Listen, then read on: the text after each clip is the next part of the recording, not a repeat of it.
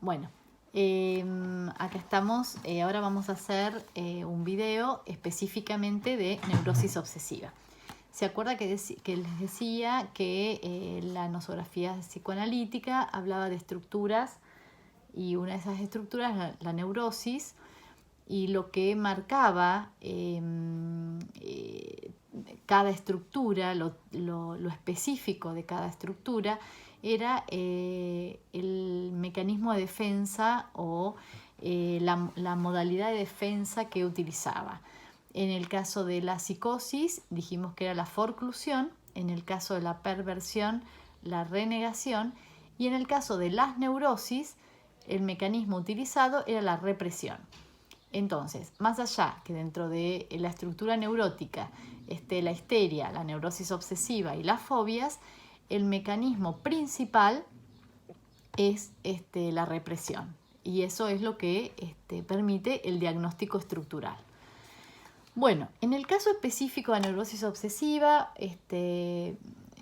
un poco lo mismo que les decía de la histeria, voy a tratar de darle algunas pautas. Porque bueno, todas estas cuestiones son mucho más complejas de lo que yo trato de transmitirles, pero bueno, bien vale el esfuerzo tratar de simplificarles para que ustedes se queden con una idea de cada uno de estos cuadros. Ustedes habrán visto con Silvina las fases de la libido, la fase oral, anal y fálica. También habrán visto el tema del Edipo. Y también habrán visto cómo resuelve el Edipo el varón, cómo lo resuelve la mujer. Y bueno, estas cuestiones tienen que ver justamente con el tipo de neurosis. En el caso de la neurosis obsesiva, se produce la represión sobre, obviamente, los deseos incestuosos, los deseos sexuales edípicos. Y no solo se produce la represión de esos deseos, porque obviamente esto genera malestar y displacer en el psiquismo, en el yo, sino que además se produce una regresión. O sea, se va de la fase fálica, estamos hablando de la etapa del Edipo, ¿no? del ocaso del Edipo, que se produce justamente en la fase fálica. Se produce una regresión de la fase fálica a la fase sádico-anal. Por eso todas las representaciones y las acciones obsesivas tienen ese componente sádico-anal, porque en el proceso de evolución de la libido se produjo una fijación en la etapa sádico-anal. Por algo en ese momento de la constitución se produjo como un detenimiento o mayor, porque fue más placentero, porque hubo más tiempo el que el niño permaneció en esa fase, lo que fuere, que hizo que la libido se fijara más a ese modo de satisfacción sádico-anal.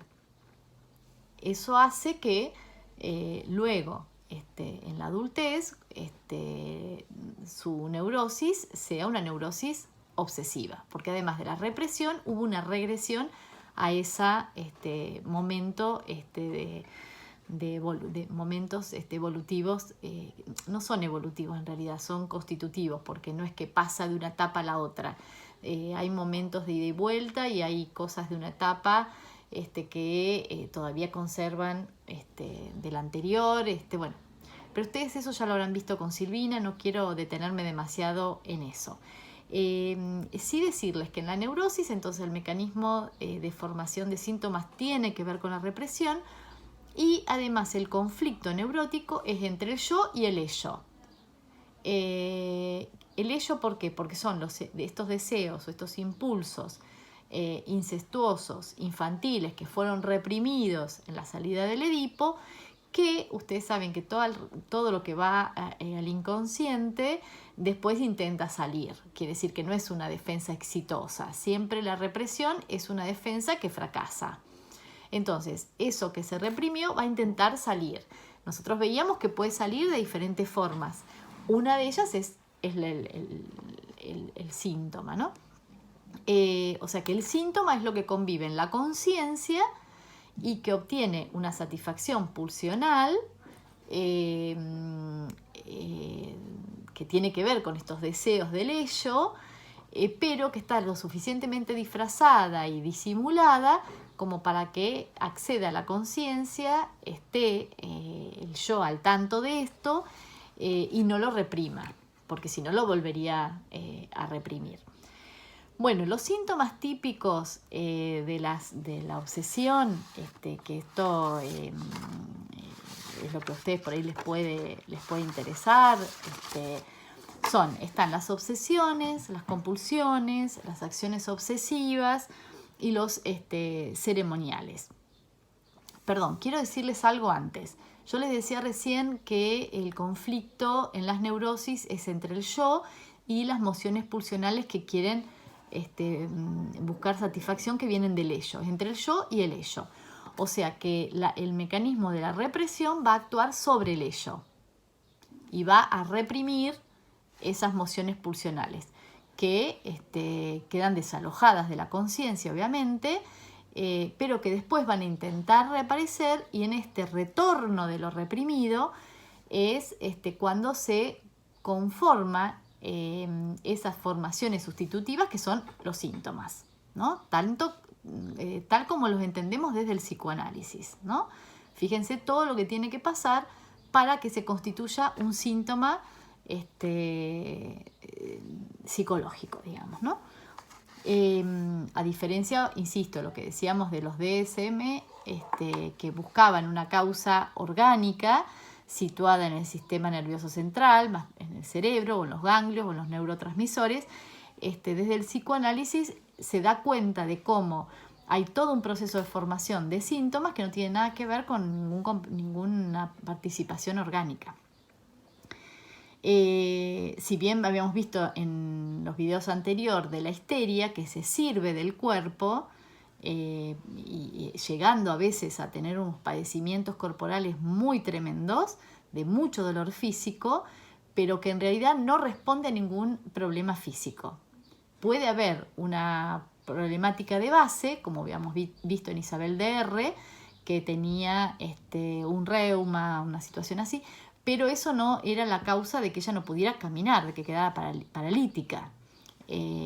O sea, se usó el síntoma se constituye sobre esa afección somática, pero no es la causa de ese síntoma. La causa está en el funcionamiento psíquico, ¿no? Bueno, en el caso de la neurosis obsesiva, entonces, decíamos que la represión funciona sobre las pulsiones o los deseos que provienen del ello, no sobre el superyo. Entonces, el superyo del obsesivo es un superyo bastante severo, bastante rígido, porque justamente la represión no operó sobre él. Con lo cual, los obsesivos suelen ser personas bastante mortificadas por el superyo, que le exige todo el tiempo comportarse de manera correcta, de manera impecable, de manera pulcra, ordenada, ¿no? Porque bueno, son las exigencias del superyo. En la histeria el superyo es bastante más lábil. En cambio, en la neurosis obsesiva hay una gran severidad del superyo. Si a esto le sumamos que habíamos dicho que hay una represión y además hay una regresión a la etapa sádico-anal, hay todo un sadismo y una agresividad en los sujetos neuróticos que en algunos es bastante intensa y que hasta genera, ¿no?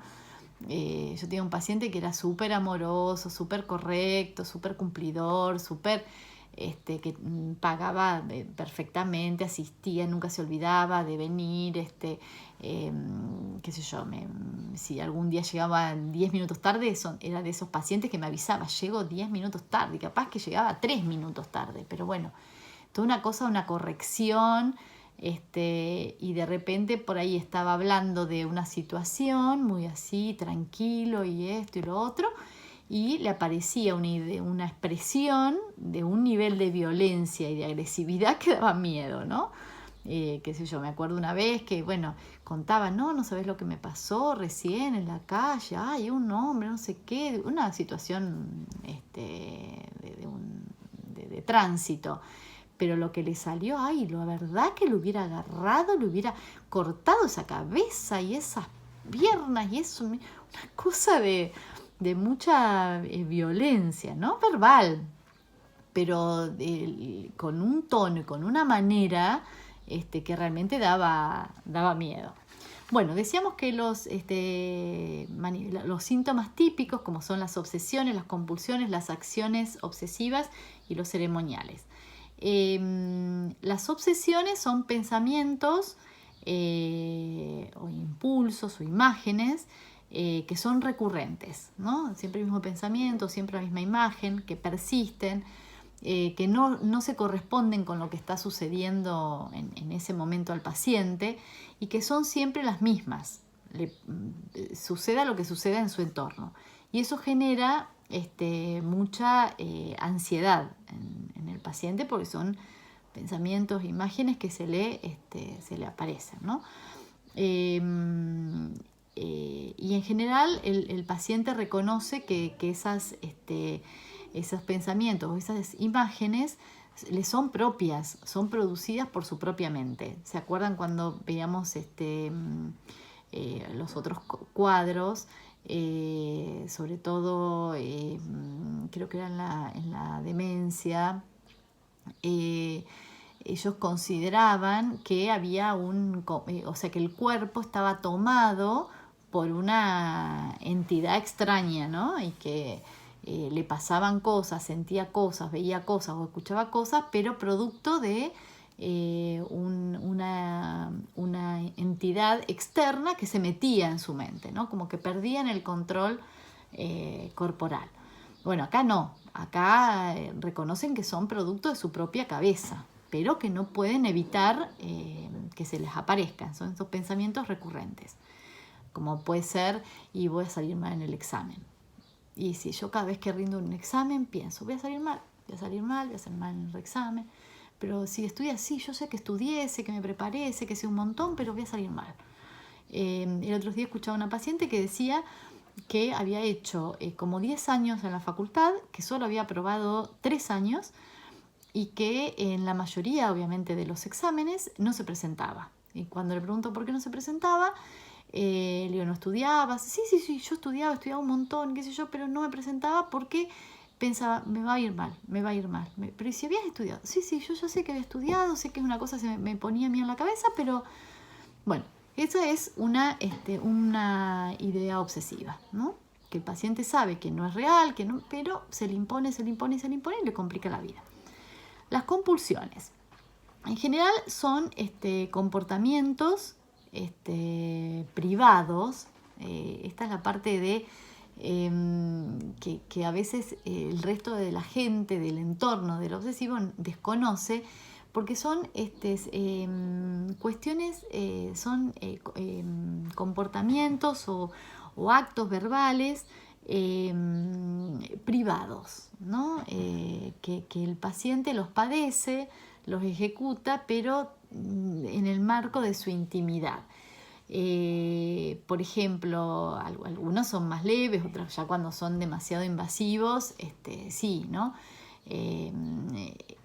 Son estas, dice, son como religiones, es como una religión propia, ¿no?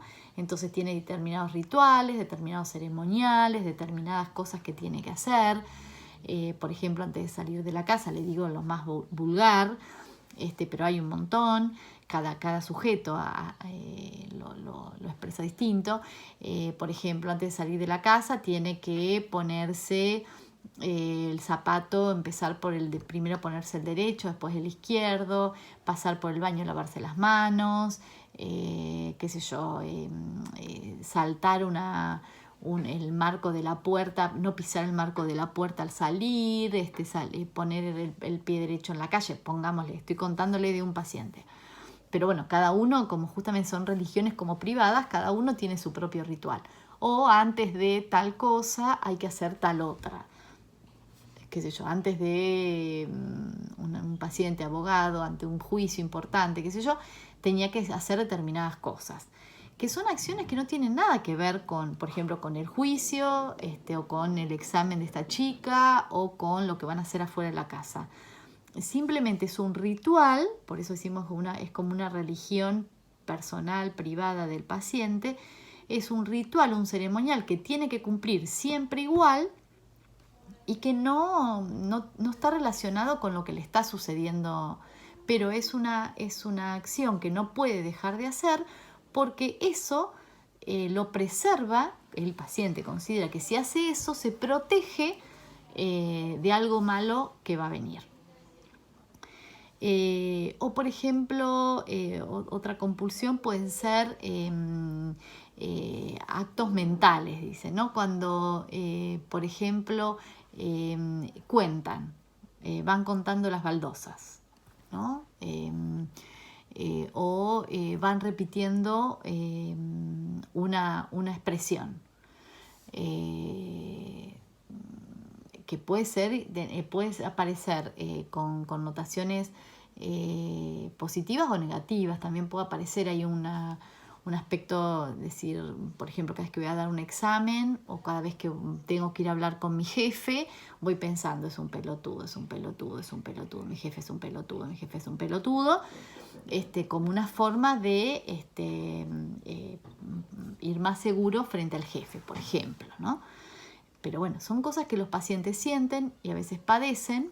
Insisto, a veces hay distintos grados. Algunas cosas le permiten seguir viviendo y seguir teniendo una vida más o menos normal.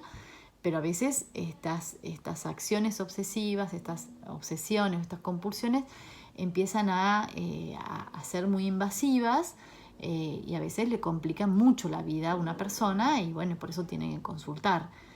Y a veces hay que tener mucho cuidado, por lo que les decía hoy, hacer un diagnóstico diferencial. Si responden estos síntomas típicos a una neurosis obsesiva o si pueden ser síntomas que están anticipándonos que puede haber un brote psicótico. Bueno, en estos casos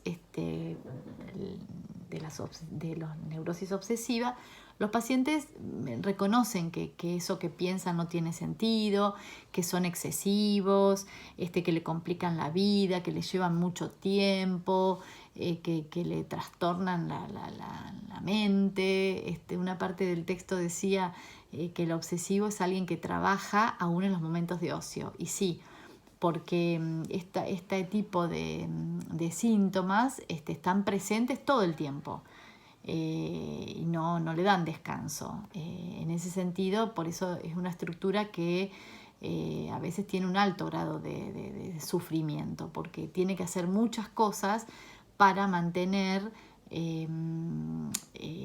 digamos, un equilibrio psíquico para que no aparezcan esos retoños, estos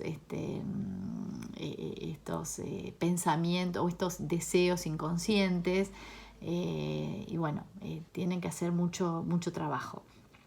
Y las acciones obsesivas en general tienen dos tiempos. En un tiempo la promueven y otro tiempo la cancelan.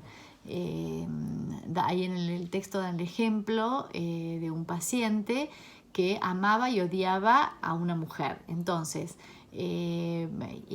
sabía que la mujer iba a pasar con un carruaje, entonces le ponía una piedra para que se caiga y se lastime, y esa cosa sádica que yo les decía del obsesivo. Y se iba. Y al rato volvía y decía, no, mejor saco la piedra, porque no, para que no le pase nada. Y entonces en esto de ir y venir del obsesivo también es agotador, ¿no? Bueno, a ver qué más. Bueno, y lo otro es que el obsesivo tiene un carácter más o menos similar, que está asignado por la duda. Es el que duda permanentemente, el que posterga siempre para después, porque siempre está temeroso, porque no sabe si está seguro. Un paciente que estaba por ir afuera, que quería irse afuera, pero nunca se iba. Pasaban los años y nunca se iba. Hasta que en un momento, bueno, empieza análisis y dice, bueno, ¿por qué no? Y se terminó yendo afuera, pero para eso dijo, ¿por qué esperé tantos años? ¿No? Esto de la postergación, la duda, dudan de todo, nada los deja del todo tranquilos, siempre postergando, siempre dudando y siempre todo le parece incierto, y eso es un poco el carácter del obsesivo. No obstante, recuerden que desde el psicoanálisis lo que nos interesa es el diagnóstico estructural, más allá de los síntomas típicos. Y una vez que se tiene el diagnóstico estructural, ver cómo ese diagnóstico o ese paciente con ese diagnóstico, qué significa para él. Porque en el caso del psicoanálisis es el caso por caso. No hay dos pacientes iguales, aunque sean los dos neuróticos obsesivos o las dos histéricas o los dos histéricos o los dos psicóticos. Cada paciente es singular. Por eso es tan complejo el diagnóstico y el tratamiento psicoanalítico, porque no hay un protocolo, ahora que se usa tanto el protocolo, no hay un protocolo, una manera de trabajar con todos los pacientes. Es el caso por caso, porque una vez que sabemos tal paciente es neurótico, ok, bien, mejor saber que es neurótico y no que es psicótico, sabemos que hay cuestiones que con la neurosis se pueden trabajar y no con la psicosis, pero eso en sí no nos dice nada de la subjetividad, de la individualidad de ese sujeto. Entonces tenemos que ver cómo su historia, sus marcas, sus dolores, sus duelos, sus traumas, cómo resolvió su Edipo, cómo es la relación con su padre, con su cuerpo, con su sexualidad. Es el caso por caso, ¿no? Cómo esto se manifiesta en cada sujeto. Bueno, espero haberles sido de utilidad, que les sea claro para acercarse mejor a la bibliografía, y bueno, y que el día de mañana les sea de utilidad para pensar, cuando tengan que trabajar con pacientes que van a tener distintos tipos de diagnóstico. Tal vez, no, qué sé yo, pensando, no es lo mismo una ACV en un neurótico que a lo mejor una ACV en un psicótico, el periodo de recuperación también será, supongo, diferente. Bueno, nos vemos después. Chao, chao.